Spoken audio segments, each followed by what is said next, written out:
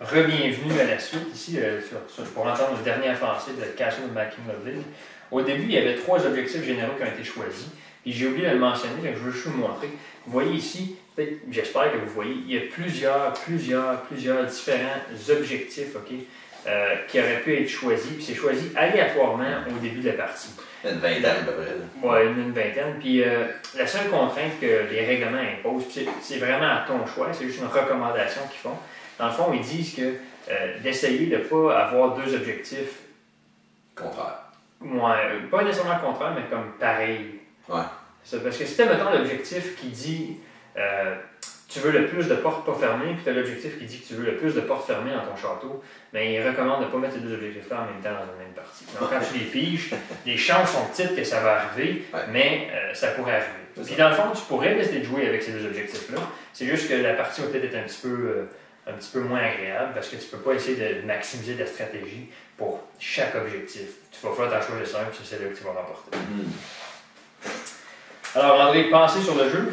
J'aime ce jeu-là vraiment beaucoup parce qu'il donne, je pourrais dire un peu, essentiellement le jeu s'appelle le château du roi fou. Tu vois la folie un peu là-dedans quand tu places ton château et les différentes salles, ça n'a aucun sens. Même les formes des salles, des fois, ton château, à la fin, est aussi beau qu'il peut être, aucun sens. Personne ne construirait un château comme ça. Mais c'est tellement le fun de placer tes tuiles, d'essayer de faire des combos. Puis pour ça, pour moi, le thème, on pourrait dire, je trouve qu'il ressort, même si c'est vraiment un thème quand même générique, mais ça ressort beaucoup parce que tu sens vraiment comme si tu bâtis un château pour un fou. Tu fais des points parce que lui aime ça, c'est des colériques, c'est vraiment cher pour ça. Donc, de ce côté-là, je donne 2 battes en l'air pour ça parce que ça donne.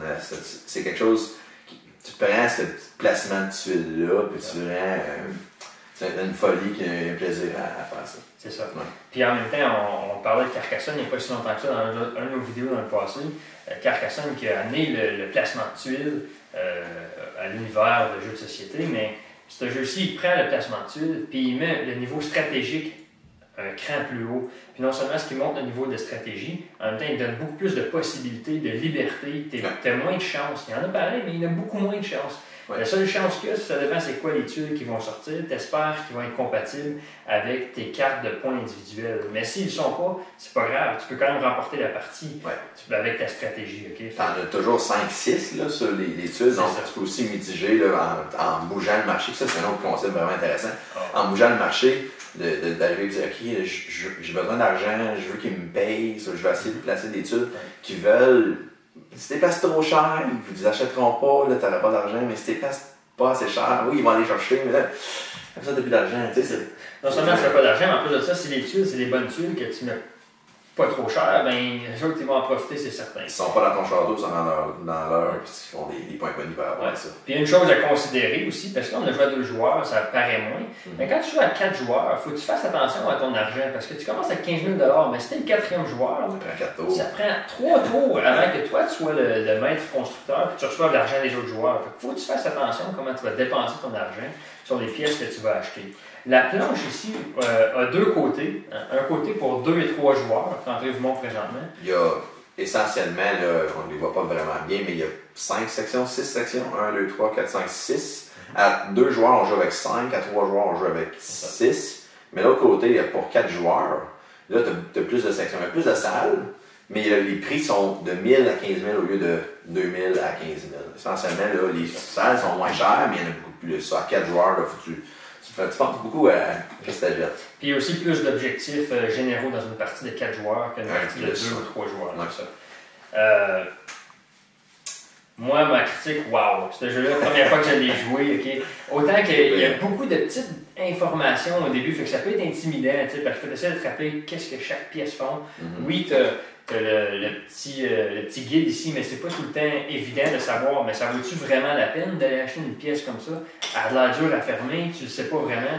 La première fois que j'ai joué, je me suis senti, on avait joué à 2 joueurs, juste moi et André, puis je me suis senti comme si, je vais me faire battre d'aplomb. Tu sais quoi? Non, en fait, j'avais gagné la première partie. Puis une fois que tu commences à jouer 1, 2, 3 parties, ben, tu maîtrises un peu ce que les salles font, puis tu sais comment les mettre dans ton royaume, puis maximiser ton château, en fait, puis ton placement de tuiles. Puis, wow, ce jeu-là, je me tanne pas du tout de jouer à ce jeu-là. Je l'aime, ça n'a pas de sens. Je pense qu'il y a un endroit où les gens pourraient geler un petit peu plus, si dans le marché, là, comment il faut que je place ça, là, j'ai 7 tuiles à placer, là, j'ai tel joueur qui veut telle affaire, tel joueur qui veut telle affaire, tel joueur qui veut telle affaire. Oui, il pourrait avoir le gel là, mais comme tu dis, je pense que c'est en jouant quelques parties que tu viens qu'à cacher ce mécanisme-là. Tu vas pas tout le temps remarquer qui va vouloir quoi non plus. Tu vas penser que ça va être correct. Finalement, ça se peut que ce ne soit pas. Faut pas oublier qu'il y a 4 joueurs. Okay?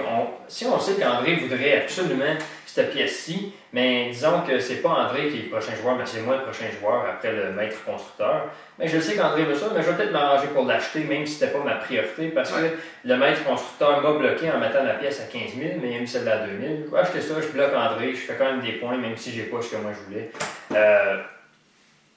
Le marché, il fonctionne très bien. Okay? La seule grosse chose, gros hic, c'est si vraiment le maître constructeur porte pas attention du tout, puis il donne tout le temps les pièces à le joueur après, les pièces que lui il veut ou qu'il recherche. Là, ça peut faire un débalancement au niveau des points. Mais il faut vraiment peut-être pas penser. C'est ça. Si tu portes attention à ce que les autres ramassent comme pièces, aux objectifs généraux, écoute, ça va bien aller. Okay?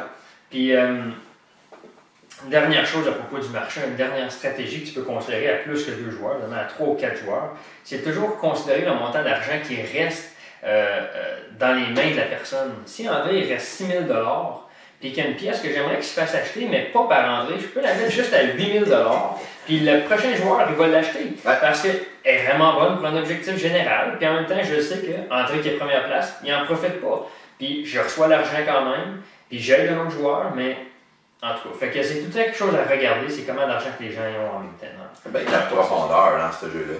Pour moi, ce que j'aime parler de ce jeu-là, c'est là, on regarde la boîte, c'est belle la boîte. C'est déjà un attrait quand tu regardes la boîte. Après ça, là, on parle de Carcassonne encore, parce que c'est le jeu qui a amené le placement de tuiles.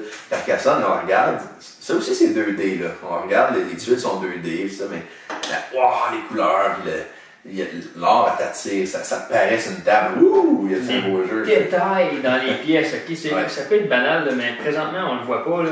Je vais en approcher une. Ça, c'est une chambre secrète en fait. Puis si tu regardes en bas, là, okay, il y a plein de petits détails. Il y a des sofas. Ici, je sais pas c'est quoi les autres choses. Il y a une table, un genre une orgue dans le fond. Okay? Mais il y en a d'autres qui sont des donjons. Et dans les donjons, il va y avoir des chaînes avec des prisons. Puis chaque bébite dans le coin. C'est ça, les petits bébites dans le coin. Chaque pièce a son nom. Okay? Ça, c'était la chambre secrète, si tu veux. Là. Mais tu as aussi la shed ici, puis il y a juste une shed dessus. Tu sais, la pièce pour faire des siestes, mais il y a 2 petits lits dedans, mais il y a quand même 2 portes. Tu sais. Le monde peut rentrer et sortir. Donc, chaque pièce a un thème, mais l'art est très spécifique par rapport au nom qui va avoir été indiqué sur la pièce. Puis, honnêtement, c'est super bon. Tu t'amuses juste à regarder ton petit tableau, ton château que tu as fait, comment il est placé, quel sac, c'est le fun juste faire ça à la fin de ta partie. C'est vraiment un aspect esthétique assez extraordinaire avec ce jeu-là. Il n'y a pas un château, il n'y a pas de 3D, c'est tout 2D, très comme. Et puis ça ne change pas le jeu, ça ne change pas du tout le jeu. Mais le fait que c'est attirant à l'œil, ça rend plus agréable. Ça rend l'expérience plus agréable quand tu joues. Je pourrais avoir une version de luxe avec toute 3D. Tout un château en 3D. Ça serait pas pire. À part de ça, c'est donc qu'on pourrait dire ce jeu-là.